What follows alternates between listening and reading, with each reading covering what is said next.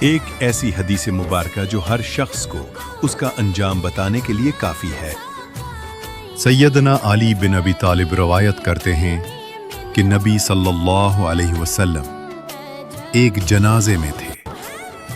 آپ نے فرمایا، تم میں سے ہر شخص کا ٹھکانہ جنت یا جہنم لکھ دیا گیا ہے، اور وہ بدبخت ہے یا خوشبخت لکھ دیا گیا ہے۔ ایک شخص نے عرض کیا، یا رسول اللہ صلی اللہ علیہ وسلم، کیا ہم اس چیز پر بھروسہ نہ کر لیں جو لکھی جا چکی ہے اور عمل چھوڑ دیں؟ آپ صلی اللہ علیہ وسلم نے فرمایا، عمل کرتے رہو۔